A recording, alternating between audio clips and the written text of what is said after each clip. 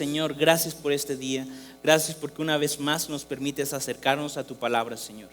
Mi Rey, gracias porque tu iglesia, Señor, puede encontrar refugio, consuelo, dirección y a ti, Señor, en la palabra. Te ruego que ensanches nuestro corazón, Señor, que abras nuestro entendimiento, Señor, que podamos salir de aquí admirados de cuán fuerte eres, cuán bueno eres, cuán misericordioso eres, Señor. Quítame de en medio, Señor, solamente tú tienes palabras para mí, mis hermanos, para mi familia, Señor, para mí. Señor, glorifícate, llévate el crédito de este domingo y todos los domingos que se predique el Evangelio en esta tu iglesia. En tu nombre, Jesucristo. Amén. Puedes tomar tu lugar.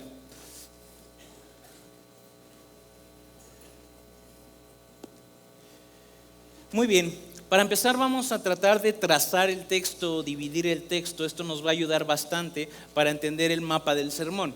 Entonces, Apocalipsis 11 está dividido en dos grandes porciones. La primera de ellas las vamos a identificar como los dos testigos. Empezamos con dos versículos en donde se le da la instrucción a Juan de medir el templo. Posteriormente vamos a ver cómo se levantan estos dos testigos o profetas por parte de Dios, el ministerio que hacen, lo que hacen, su propósito, esa palabra es importante, y el fin de ellos, cómo es que acaban. La segunda parte del capítulo es el reino que viene, llegó. Es el momento en donde el tercer terror en la narrativa de todo Apocalipsis viene y estalla una alabanza en el cielo. Esta parte es importante porque a partir de aquí es en donde en el cielo hay fiesta, porque el Señor de señores ha reclamado el reino para sí. Entonces básicamente ese es el mapa del sermón, porque es el mapa del texto. Entonces vamos a entrar a él. Apocalipsis 11 empieza diciendo: luego me fue dada una vara para medir y me fue dicho: ve y mide el templo de Dios, el altar, y cuenta el número de sus adoradores. Aquí tenemos varias como observaciones que es necesario hacer. La primera de ellas es que a lo largo de la historia solamente han existido dos templos. El primero de ellos fue construido por Salomón, este colosal templo lleno de adornos, lleno de majestad, que el hijo de David construyó para la adoración del pueblo, que arrastra muchas similitudes del tabernáculo en el Éxodo y que está constituido para tener una relación de adoración entre el pueblo y Dios, en donde el sacerdote sacrificaba ya sea, depende de la ley que estemos citando, un palomino, una paloma, una oveja sin mancha, incluso un buey sin mancha, un toro más bien. Nosotros podemos ver esto. Ahora, este templo fue destruido por los babilonios en la conquista, cuando por el pecado de Israel fueron llevados a cautividad y fueron destruidos los muros de la ciudad, el templo, etcétera. Este templo sería reconstruido cuando regresan la cautividad bajo el liderazgo de Zorobabel, con Esdras y Nehemías levantando los muros de la ciudad, etc.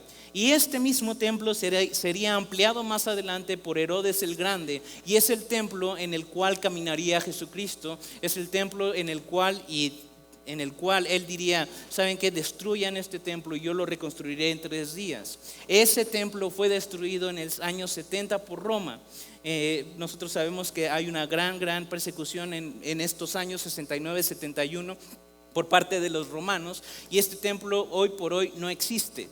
Hoy por hoy solamente tenemos un muro que es la reminiscencia de un cimiento de este templo llamado el Muro de los Lamentos, pero no existe. No hay un templo israelita dedicado a la adoración al Dios verdadero en esa zona. Hoy por hoy hay una construcción islamita que le llaman la cúpula de la roca.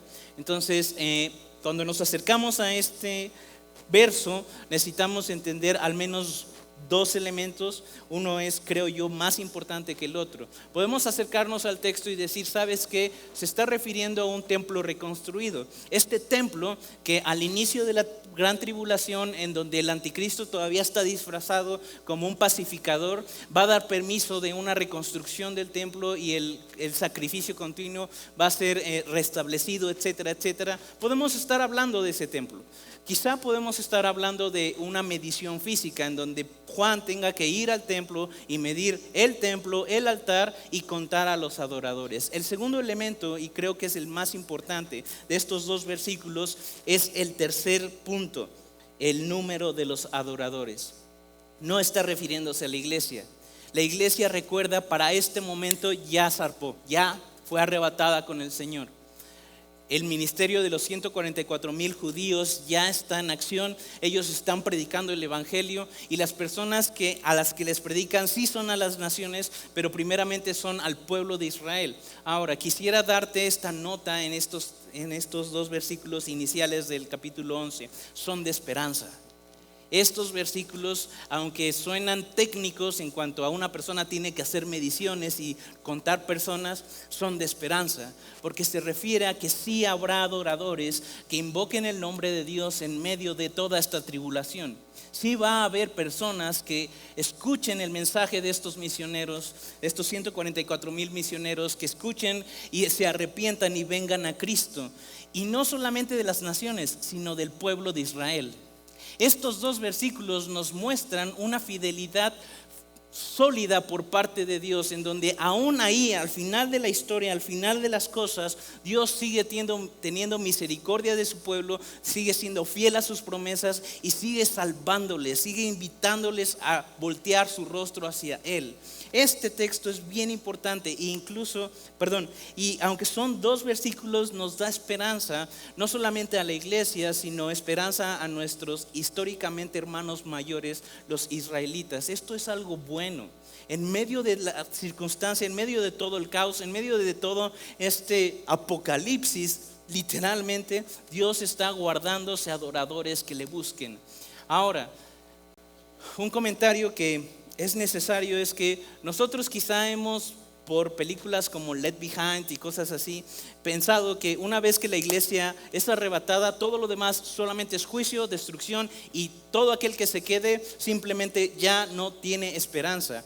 No es cierto. La iglesia sí va a ser arrebatada. Nos va el Señor a guardar según lo que creímos, y el pastor Quique lo explicó. Es una narrativa que desde el Antiguo Testamento se ve como Dios resguarda a un remanente. Siempre es Dios guardando a sus fieles.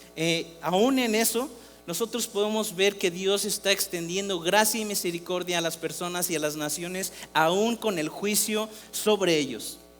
Aún con el apocalipsis, ya con todo este caos, con las bestias, con todo un tercio del mar echado a perder, con un tercio de toda la flora y fauna destruida, con todo el caos que tú puedas imaginarte, en todo eso el Señor sigue extendiendo misericordia.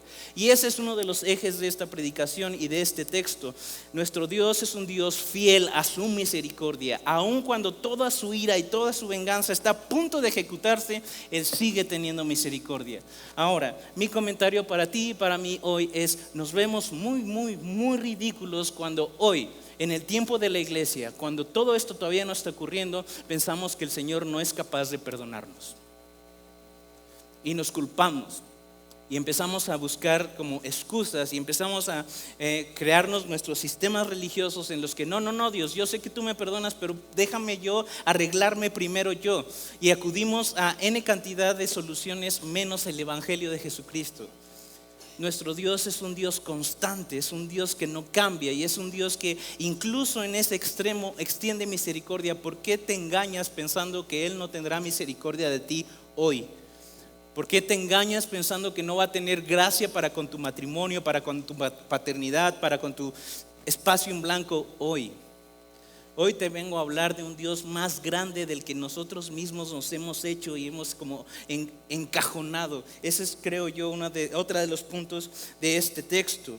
A partir de ahí empieza a decir: pero no midas el atrio exterior, porque ha sido entregado a las naciones, las cuales pisotearán la ciudad santa durante 42 meses. Mientras tanto, yo daré poder a mis 2 testigos, y ellos se vestirán de una tela áspera. En la Reina Valera seguramente dice silicio.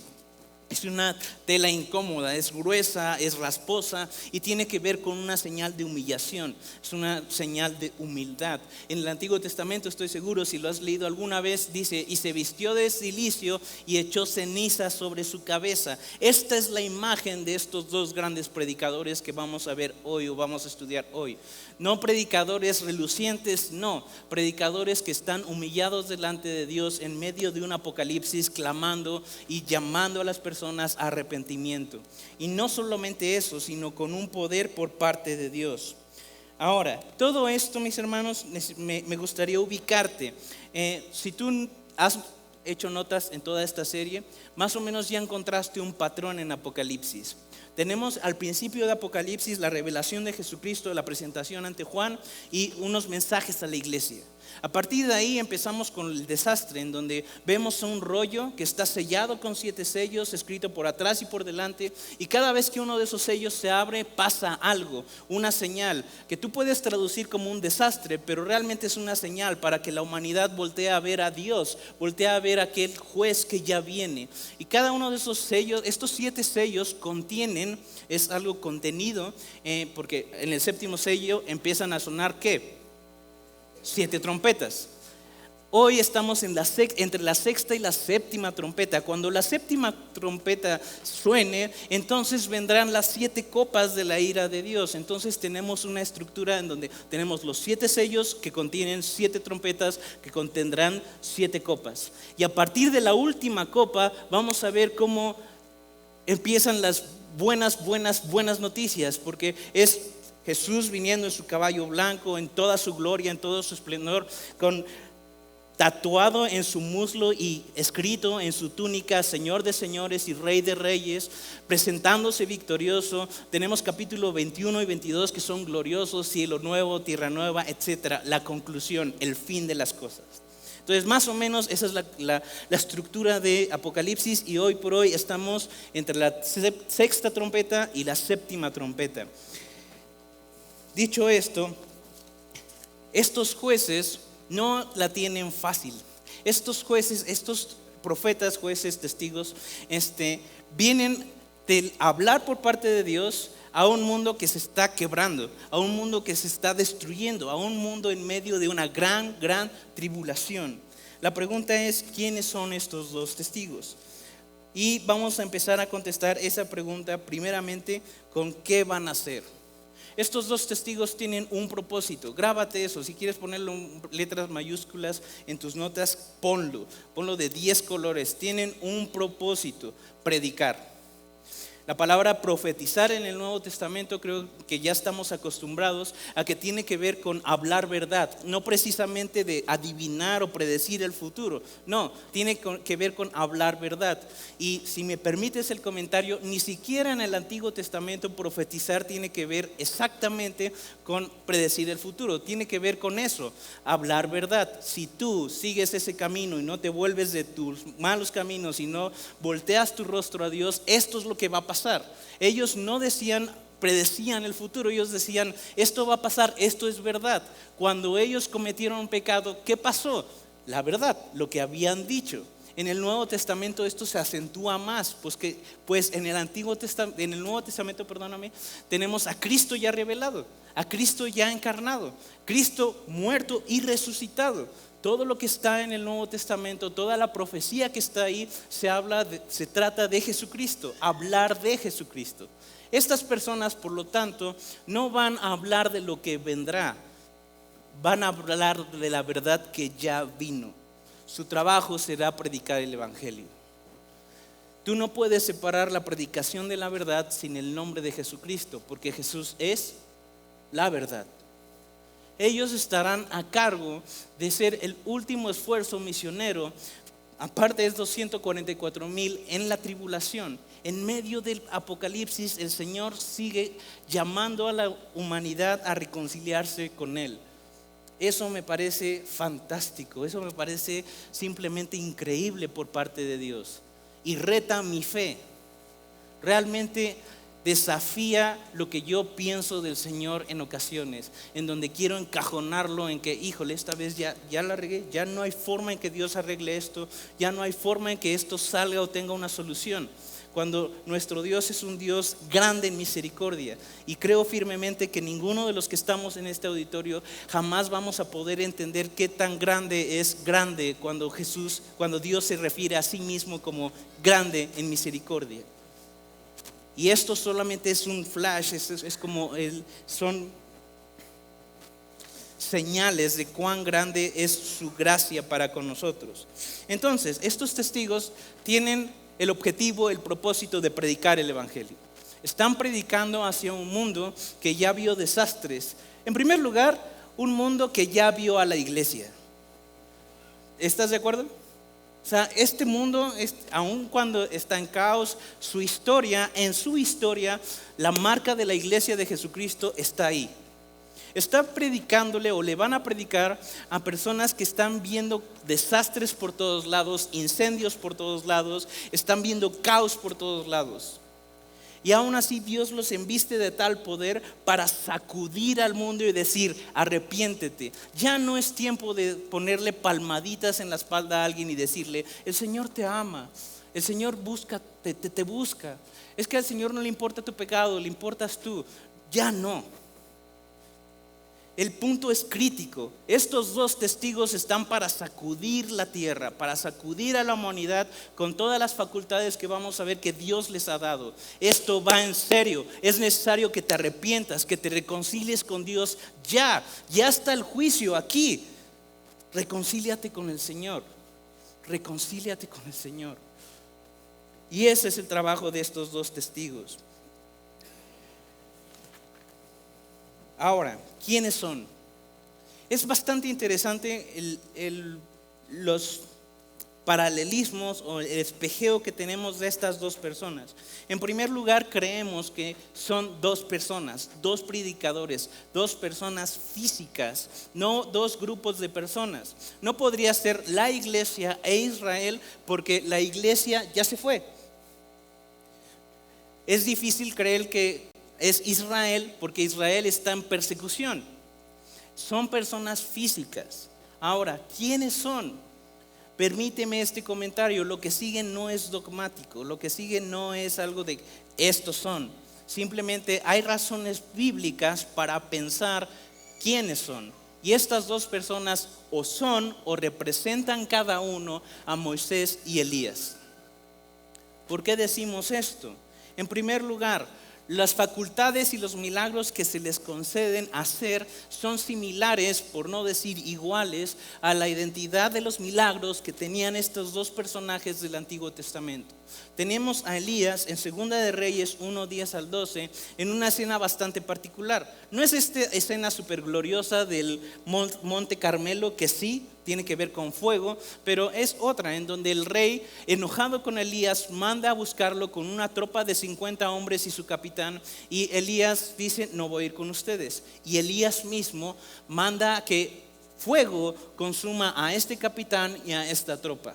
Entonces no es hasta el tercer capitán que se humilla delante de Elías y le dice: ten misericordia de mis hombres y de tu siervo, ven con nosotros.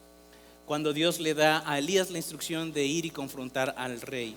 Pero vemos a Elías, de hecho hay quien le dice el profeta de fuego, porque tiene mucha dinámica con este elemento. El siguiente punto y similitud es Elías y la sequía. Elías es este hombre que oró a Dios y igual por 3 años y medio secó a Israel. No había lluvias en Israel. Ahora, esto habla mucho del corazón del hombre, no solamente del judío, del hombre en general. Es Dios llevándote a un punto extremo de escasez para hacer que tú voltees a verlo. Entonces, estas plagas y estos poderes y estos milagros que le conceden a estos testigos no son casualidad, es Dios llamando y llamando y llamando a la humanidad a arrepentimiento. Entonces, estos testigos tienen estas capacidades. Vamos con Moisés. ¿Cuál fue la primera plaga administrada por Moisés? Tiene que ver con el río Nilo y con la sangre. Ok. Muy bien. El texto dice que estos testigos tendrán poder de convertir ríos y mares en sangre. una similitud a la primera plaga que Moisés administró por parte de Dios en el Éxodo. Moisés mismo es el encargado de anunciar y ejecutar las plagas que siguen. Él tenía esta administración por parte de Dios. Es por eso que nosotros tenemos una razón para pensar que estos dos testigos o son o representan el espíritu de Moisés y Elías. La segunda parte o el segundo argumento es que la tradición judía en efecto espera que Elías y Moisés regresen. Y esto es más o menos apoyado bíblicamente. De hecho, ellos se apoyan en ciertos versículos del Tanaj, es decir, nuestro Antiguo Testamento. Por ejemplo, Malaquías 4:5, prediciendo el regreso de Elías. Deuteronomio 18:15 y 18, donde Moisés dice: y vendrá un profeta como yo. Y ellos lo interpretan, y la tradición judía, la cultura de Israel lo interpreta como estos dos hombres regresarán. ¿Tú te acuerdas de la escena en donde nuestro Señor está en la cruz, está soportando toda la ira del Señor? De hecho, el Dios Padre le da la espalda por eso y Él clama: Eloi, Eloi, lama sabactani. ¿Te acuerdas qué dicen las personas que están alrededor de Él? Miren, llama a Elías. Porque esta imagen de Elías regresando está impregnada en la cultura judía. Incluso con Juan, a Juan el Bautista lo confunden con Elías, a Jesucristo mismo lo confunden con Elías. Siguiente punto, el monte de la transfiguración, el monte en donde Jesús permite que solo una parte de sus discípulos vean un destello de su gloria, un destello de la realidad de cómo es Él. No aparece solo, aparece con dos personas, Moisés y Elías. Ese es otro argumento por lo cual nosotros podríamos pensar que estas dos personas, estos dos últimos testigos, estos dos últimos predicadores serán o representarán a estos dos hombres. Y el punto 4 o el argumento 4 es que ambos dejaron esta tierra de una forma extraordinaria. El primero de ellos que cito es Elías. Elías no murió, de hecho está entre los datos bíblicos como interesantes, es que es una de las personas que no muere. Fue recogido por un carro de fuego. Por otra parte tenemos a Moisés, que sí está descrito como muere, pero está descrito que es Dios quien lo sepulta, es Dios quien guarda su cuerpo. Y Judas 9, Judas solo tiene un capítulo, entonces el versículo 9 dice y narra, hablando de Gabriel protegiendo el cuerpo de Moisés contra Satanás, en donde contendían por el cuerpo de Satanás, de Moisés, perdóname. Y podemos ver cómo es Dios protegiendo a su siervo.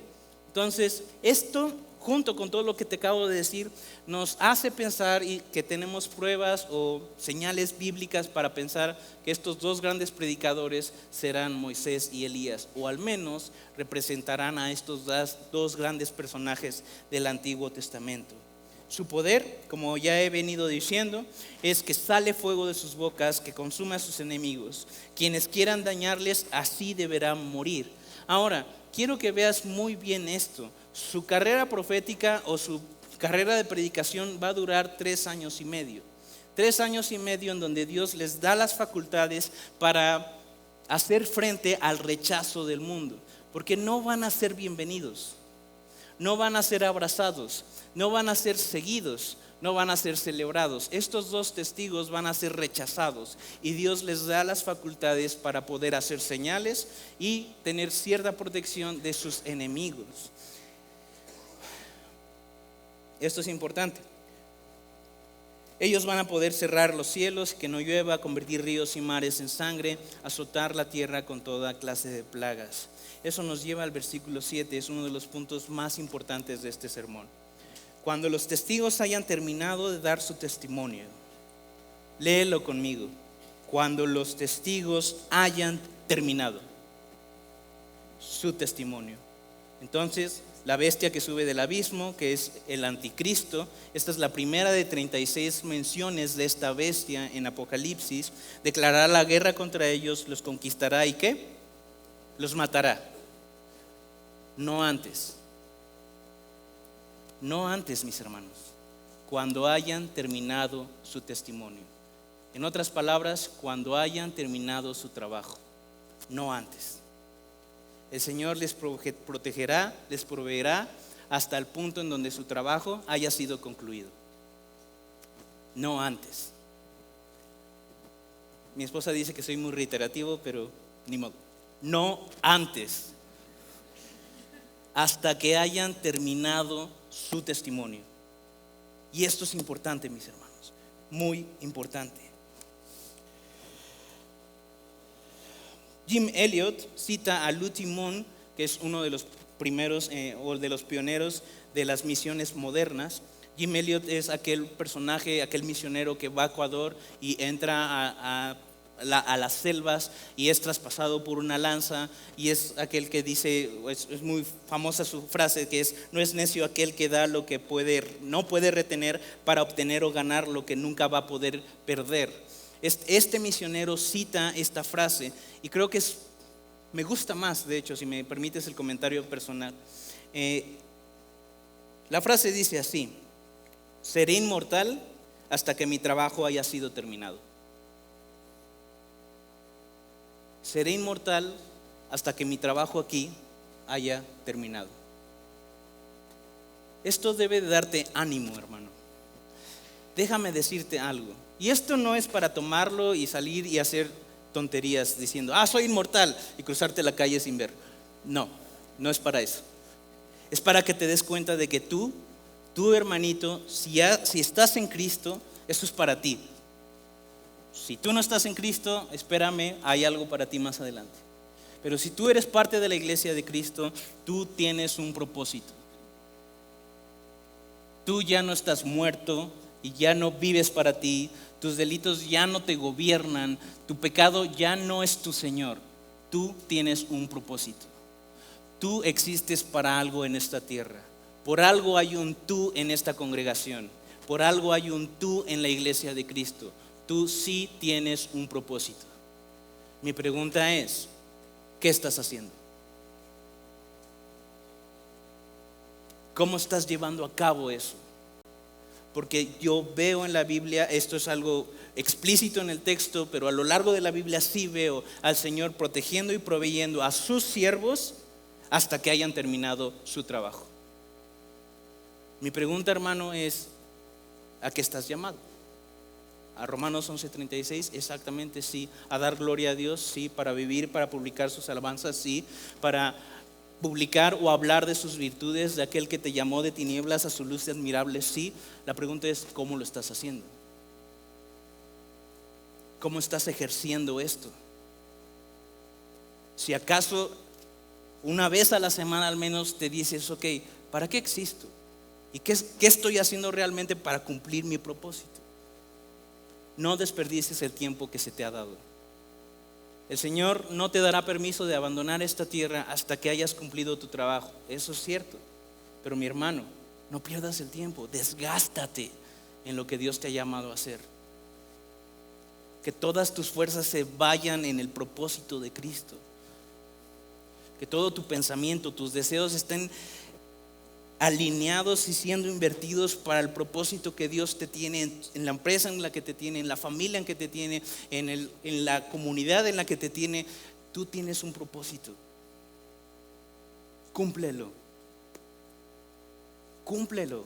con valentía, con denuedo, con ese espíritu que el Señor te ha dado. Cúmplelo. Y estos dos testigos hallaron su muerte en esta guerra en contra de la bestia, no sin antes haber cumplido su testimonio. Ahora, después de 3 días y medio, el aliento de vida entró nuevamente en ellos. Una voz del cielo, presumiblemente el Señor, les habla.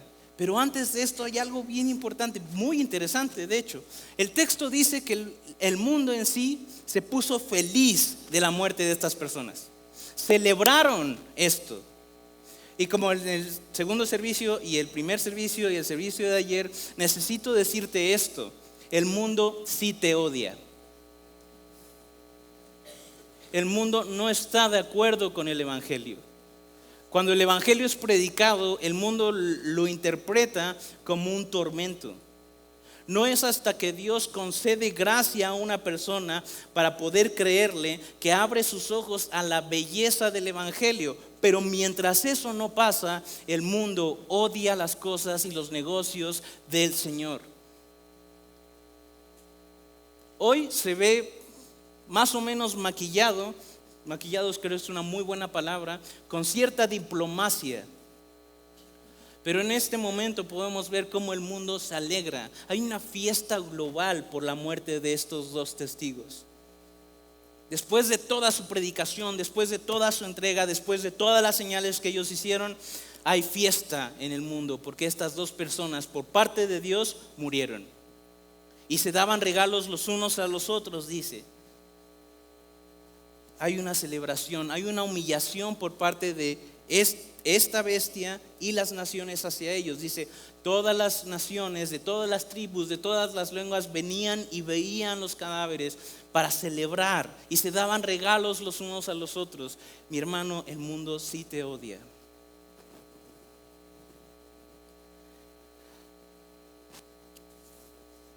Pero bueno, gloria a Dios por versículo 11. Pero después de 3 días y medio, Dios sopló vida en ellos y se pusieron de pie. El terror se apoderó de todos los que estaban mirándolos. Luego una fuerte voz del cielo llamó a los dos profetas diciendo, suban aquí. Imagínate a los enemigos de estos testigos viendo cómo vuelven a la vida y una voz en el cielo los llama y responden yendo hacia esa voz. Deja de creer en un Dios piojo. Deja de creer en un Dios chiquito. Nuestro Señor sí venció a la muerte. Nuestro Dios sí tiene poder sobre la muerte. Esa cosa que todo humano le teme, esa cosa que como todos le huimos, Él ya la dominó. Nuestro peor enemigo está vencido por Jesucristo. Él sí tiene poder para decir, revivan. Es necesario, cristiano, que entiendas que la victoria de nuestro Señor sobre la muerte, el mensaje del Evangelio es más largo, es más ancho, es más profundo, es más grande de lo que estamos acostumbrados a percibir de Él. Nuestro Señor ya ganó. No hay forma en que las cosas escritas que estamos estudiando en esta serie cambien. Y si tú solamente eres un escucha, alguien que solamente ha estado en Apocalipsis, pero es como, te agrada Pastor Quique, te agrada cómo predican acá. Mi hermano, estas cosas son ciertas y no van a cambiar porque tú pienses que son falsedad. Es necesario que tú vengas a cuentas con Dios. Y tú, iglesia, date cuenta del gran Dios que tenemos. Él nunca pierde. Él siempre sale victorioso. Y es el mismo que te dice hijo, al cual tú puedes llamarle en nombre de Jesús papá. Déjame leerte 2 Corintios 6, 3 al 10.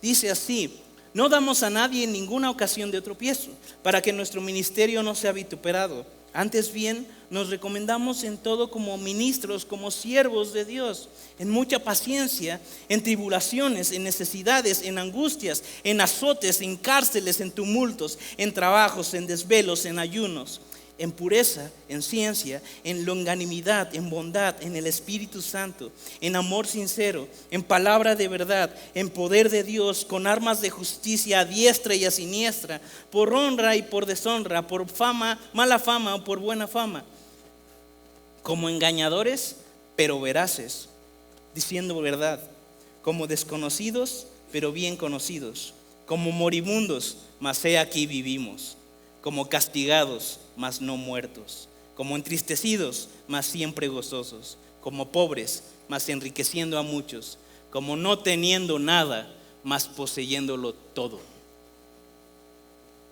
En Cristo estamos seguros. En Cristo, pese a los enemigos, pese al mundo, pese a todo lo que pueda generar este sistema de valores en contra de nuestro Señor, estamos seguros. Pese a persecución, pese a bullying en redes sociales, pese a un distanciamiento o discriminación en el trabajo, tú estás seguro, porque tu Dios ya ganó, porque tu Señor reina. Por eso es ridículo esto, mis hermanos. cuando nos aferramos en el día a día a nuestros ídolos y pecados en vano. Porque vanos son enfrente de este Dios, que da marcha atrás a la muerte, quien aún en el juicio último extiende misericordia, y quien aún en la victoria más celebrada por el mundo, Él no pierde. El mundo está celebrando. Él piensa que ya ganó, que estos dos testigos ya murieron, tal cual con Jesucristo. Pero Jesús, Dios, nunca pierde. Él no pierde. Deja de pensar eso. Deja de pensar que Dios es menos Dios porque una racha financiera negativa viene a tu vida. Deja de pensar que Dios es menos Dios porque hay problemas en tu matrimonio. Deja de pensar que Dios es menos Dios por tu pecado. Él es Él, grande en misericordia, amplio en perdonar. Ven a sus pies, encuentra reconciliación con Él. Él está dispuesto, si está dispuesto a extender misericordia hasta este punto de la historia, el final de la historia, ¿por qué te engañas pensando en que hoy no vas a poder recibir de Él clemencia? Dani, espera, pero ¿cómo esto me hace mejor padre? ¿Cómo esto me hace ser mejor trabajador? ¿Cómo aplico esto en la semana? Brother, si esto no te hace amar más a Cristo y su evangelio, de nada me sirve enseñarte a hacer mejor algo. Tú necesitas encontrarte con Cristo. Tú necesitas ser un mejor discípulo de Cristo. Y eso te va a llevar a hacer lo que sea que tengas que hacer en tu casa, en tu trabajo, en la calle. Esto no se trata de haceres, se trata de en quién crees. Y mi trabajo aquí es romper esta cajita en la que tenemos a Dios y enseñarte un Dios muy, muy grande. A partir de aquí, el Señor no desperdicia nada y sigue diciendo el texto: en ese mismo momento, cuando suben los dos testigos, hubo un gran terremoto que destruyó la 10ª parte de la ciudad. Murieron 7,000 personas en el terremoto, 7,000 personas. Y todos los demás quedaron aterrorizados, pero le dieron gloria a Dios en el cielo. En el lenguaje de Apocalipsis, el hecho de que alguien le dé gloria a Dios en el cielo, que le dé gloria a Dios, implica arrepentimiento. Entonces, incluso en un gran desastre, Dios termina salvando gente. Dios termina dando gracia a más personas. Su evangelio sigue siendo verdad. Versículo 14 nos regresa a la narrativa de toda la línea de Apocalipsis al decir: el segundo terror ya pasó, pero mira, el tercer terror viene pronto. A partir de aquí, versículo 15, 7ª trompeta. Nos acercamos al fin, señores. Ya estamos así del fin. Entonces el 7º ángel tocó su trompeta y hubo fuertes voces que gritaban en el cielo. Esto que está viendo Juan es algo que está pasando en el cielo. Va a tardar un par de capítulos todavía en afectar lo que pasa acá en la tierra, pero en el cielo hay este canto: ahora el mundo yace el reino de nuestro Señor y de su Cristo, y Él reinará por siempre y para siempre. Los 24 ancianos que estaban sentados en sus tronos delante de Dios se postraron en rostro en tierra y lo adoraron diciendo: te damos gracias, Señor Dios, el Todopoderoso, el que es y que siempre fue, porque ahora has tomado tu gran poder y has comenzado a reinar. Las naciones se llenaron de ira, pero ahora es el tiempo de tu ira. Es tiempo de juzgar a los muertos y de recompensar a tus siervos los profetas, y también a tu pueblo santo y a todos los que temen tu nombre. Desde el menos importante, en la Reina Valera dice desde el más pequeño hasta el más importante, el más grande. Es tiempo de destruir a todos los que han causado destrucción en la tierra. Esto ya acabó. Es tiempo de que el Dios verdadero, el único Dios verdadero, el Rey de Reyes, reclame lo que es suyo. Y el cielo estalla en esta alabanza diciéndole: gracias, Dios, ya era tiempo. Y este texto, este canto con el que están alabando a Dios, implica dos cosas. Primero, Toda iniquidad, todo pecado, todo pensamiento, deseo, acción en contra de Dios debe y va a ser castigado. Y todos aquellos que temen tu nombre, tu pueblo santo, tus profetas, es tiempo de que sean galardonados. Es tiempo que sean premiados. Hermanos, sí hay un galardón. Tu trabajo en el Señor no es en vano. Nuestro galardón tiene que ver con su presencia, tiene que ver con Él. Sí hay algo al final de esta carrera, sí hay un premio al final de esta carrera. Ten ánimo, ten mucho ánimo. Y la otra porción es quizá para alguien que esté acá. ¿Sabes qué? Hay un Dios todopoderoso que tarde o temprano regresará a reclamar lo que sí es suyo. Tú puedes mentirte y decir, no te creo. Mentirte y decir, yo soy el rey de mi vida. Mentirte y decir, yo soy el arquitecto de mi destino. Puedes hacerlo. Pero la verdad al final prevalecerá. La palabra de Dios permanecerá cuando el cielo y la tierra caigan. Y no es un regaño, de hecho, aligero un poco mi voz para decirte es un ruego. Reconcíliate con este Dios. Reconcíliate con este Dios antes de todo esto. Él ya plantó todo el escenario. Él ya mandó a su Hijo Jesucristo a una cruz para que tú no pasaras por estas tribulaciones, para que tú no pasaras por este juicio. Él resucitó al tercer día para confirmar cada una de las promesas que ya dio. Son verdad. Y hoy reina. Y su reinado vendrá pronto. Reconcíliate con este Dios. Ponte a cuentas. ¿Cómo? Creyéndole. Dios no te pide que vayas y arregles tu vida. Él quiere ser tu vida. Ven a Cristo. Si hay misericordia aún en este tiempo de juicio, mi hermano, el día de salvación es hoy. Ven a Cristo. Dios somete en este punto todo reino a su reino. Cuando Jesús anduvo por esta tierra, al referirse a Satanás, Él decía, el príncipe de este mundo. Todo este sistema de valores está sometido a la voluntad de Satanás. Y en este texto vemos como Dios dice, basta ya. Es hora de reclamar lo que es mío. Este es Apocalipsis 11. Yo te ruego, hermano, iglesia, a que reflexiones en 2 puntos. El primero es, mídete con estos 2 testigos. Mídete en valentía, mídete en propósito. Te dije que esa palabra era importante. Tú estás aquí por algo. ¿Cómo vas con eso? ¿Qué estás haciendo con eso? Reflexiona, vea la palabra, profundiza en la palabra.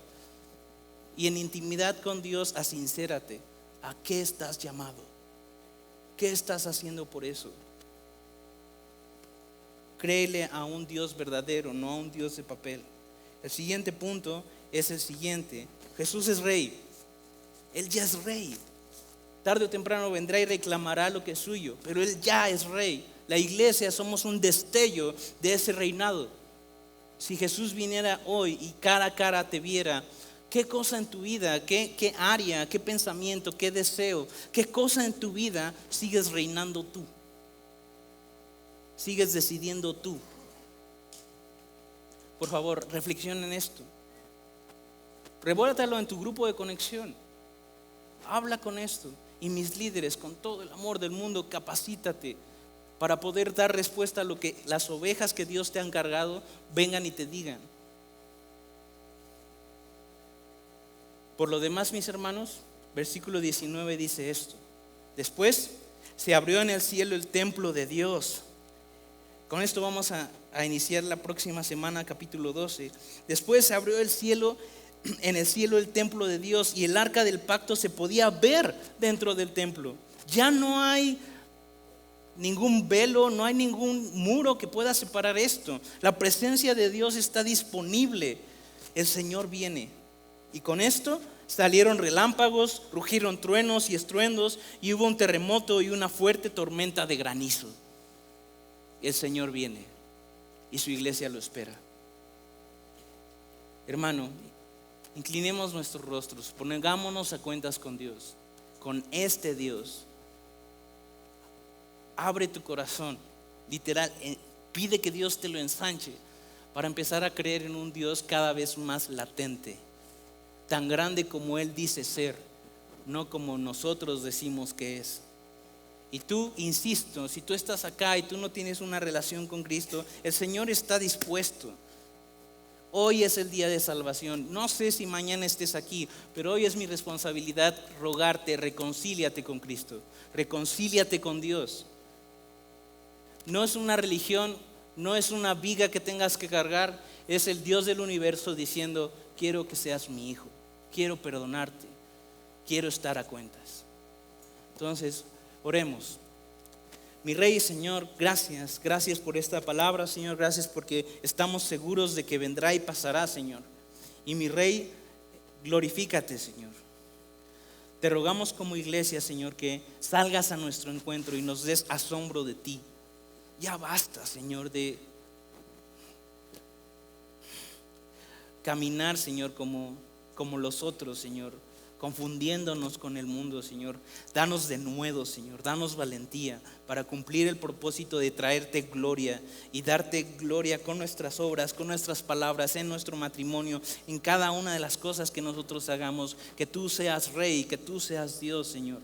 Nosotros estamos llamados a hacer esta columna, este baluarte de la verdad como iglesia, Señor. Danos este ánimo que tú tendrán estos testigos de hablar de ti, Señor. Hoy no hay un apocalipsis allá afuera, solo un mundo confundido, solo un mundo que cada vez más te da más la espalda, si eso es posible.